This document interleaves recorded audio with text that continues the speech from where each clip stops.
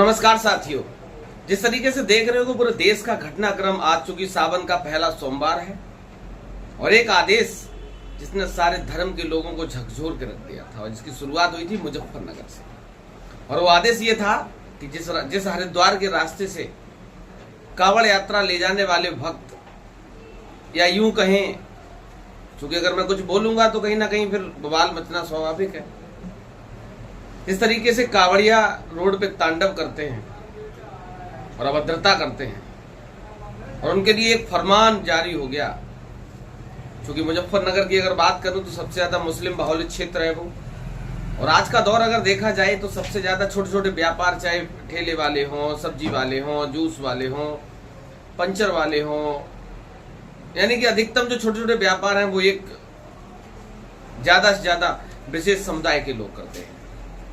और सरकार ने फरमान जारी कर दिया कि सब लोग, चाहे राम हो या रहीम हो, अपनी दुकान के आगे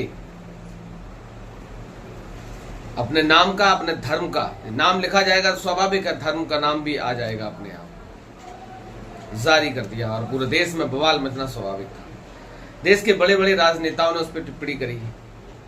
राहुल गांधी से लेके, अखिलेश यादव से लेके, केसी त्यागी से लेके, सोनिया गांधी से लेके, यानी जितने भी नेता थे देश के, उन्होंने इस पर टिप्पणी करी और इसको गलत ठहराया।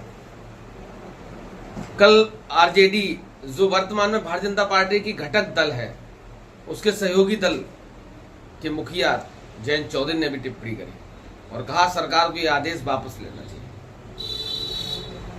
और हुआ ही कुछ यूं, आज सुप्रीम कोर्ट ने उस पर रोक लगा दी।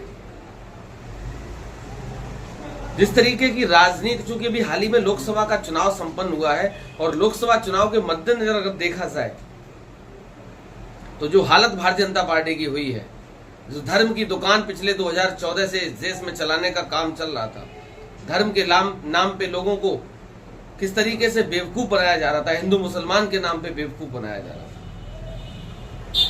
उस दुकान के शटर में ताला लग गया और वो कामयाबी नहीं मिल पाई।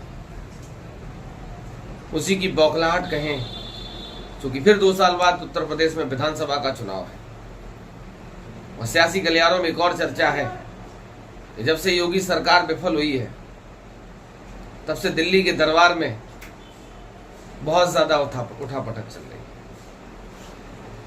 भारतीय जनता पार्टी के पर्यवेक्षक से लेके, मंत्री से लेके, प्रभारी से लेके, राष्ट्रीय अध्यक्ष जेपी नड्डा के लगातार दौरे और केशव प्रसाद मौर्य का बार बार दिल्ली जाना,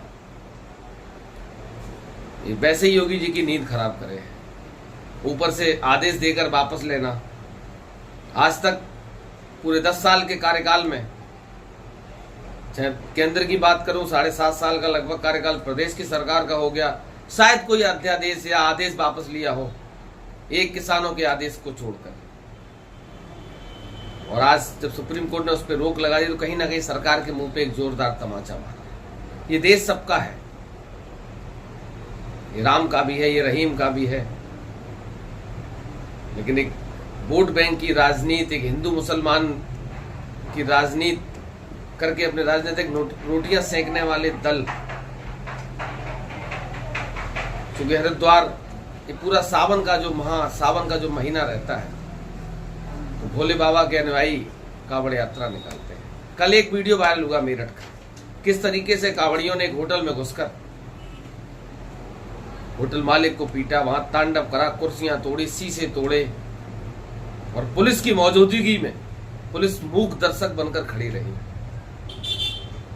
कोई कानून नहीं इनके लिए। एसपी, डीएसपी सब लाइन में लगा दिए गए। हेलीकॉप्टर से पुष्प वर्षा के आदेश दे दिए गए। और सबसे बड़ी बात जो इस देश का मीडिया नहीं दिखाएगा कि पुलिस की भर्ती कांवड़ यात्रा की वजह से रोक दी गई। इस युवा पीढ़ी में वो दौर खत्म हो गया जब लोग फॉर्म डालते थे, तैयारियां करते थे। आज फॉर्म की दुकान पे लाइनें नहीं लगी और कांवड़ यात्रा में देखिए आप डीजे के साथ हजारों इस देश के युवा कांवड़ यात्रा लेकर घूम रहे हैं और उसके साथ साथ वो क्या क्या करते हैं वो भी किसी से छुपा नहीं। तो लगातार मेरे साथ बने रहिए। सरकार के आदेश पर सुप्रीम कोर्ट ने रोक लगा दी है। अगली सुनवाई 26 तारीख को होनी है। तो मेरा तो यही संदेश, यही निवेदन है सबसे कि ये देश सबका है। और जिस तरीके से इस राजनीति, इस पूरे सावन के माह को, इस कांवड़ यात्रा को राजनीतिक रूप देने की जो नाकाम कोशिश की गई, उस पर सुप्रीम कोर्ट ने रोक लगाई, सुप्रीम कोर्ट का भी बहुत बहुत आभार है। तो लगातार मेरे साथ बने रहिए। तब तक के लिए नमस्कार।